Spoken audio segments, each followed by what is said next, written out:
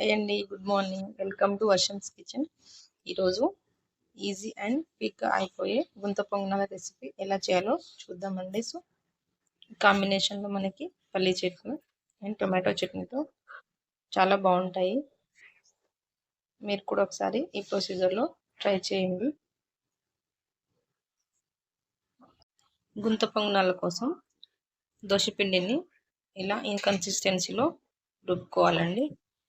ఇందులోకి సన్నగా తరిగిన కరివేపాకు, నెక్స్ట్ ఆనియన్స్ అండ్ సన్నగా తరిగిన పచ్చిమిరపకాయలను తీసుకొని ఇందులోకి యాడ్ చేసుకోవాలి.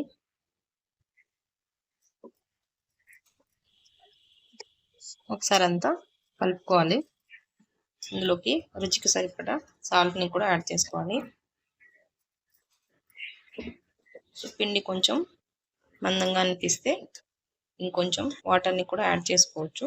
సో పిండి దోశ పిండి కన్సిస్టెన్సీలో ఇలా జారుగా ఉండేటట్టు చూసుకోవాలి. ఇలా వేసిన తర్వాత ఒక 10 మినిట్స్ పక్కన పెట్టుకోవాలి పిండి సెట్ అవ్వడానికి. గుంత పొంగనాల ప్యాన్ పెట్టుకొని హీట్ అవ్వనివ్వాలి.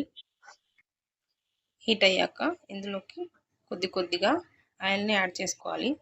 సో ఎక్కువ ఆయిల్ అనేది యూజ్ చేయాల్సిన అవసరం ఉండదు.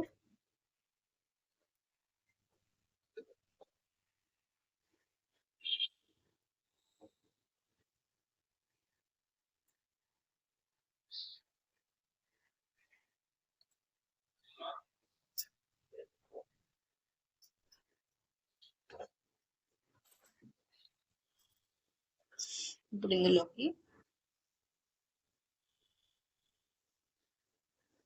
పిండిని సగం వరకు వేసుకోవాలి. ఫుల్గా ఏం నింపుకోవాల్సిన అవసరం ఉండదు.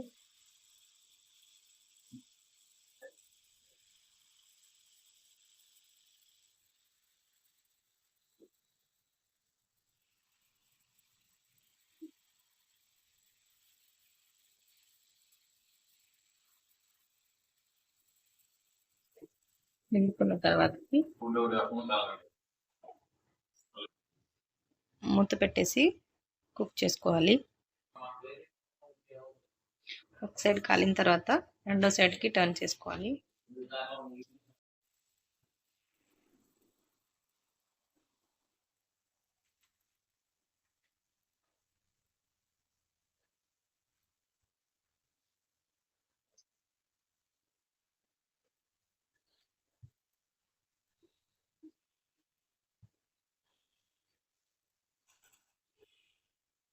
మూత పెట్టేసి రెండో సైడ్ కూడా ఫ్రై అయ్యేంత వరకు ఫ్రై చేసుకోవాలి.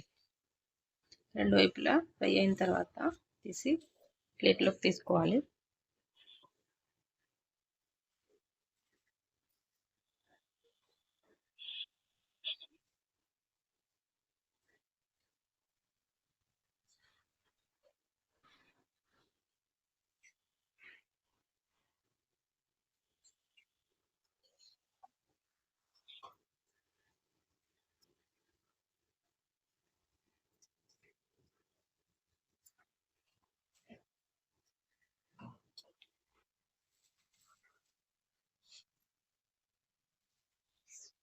చూసారు కదా, ఎంతో సాఫ్ట్గా అండ్ టేస్టీగా ఉండే గుంత పొంగనాలు రెడీ అయిపోయాయండి.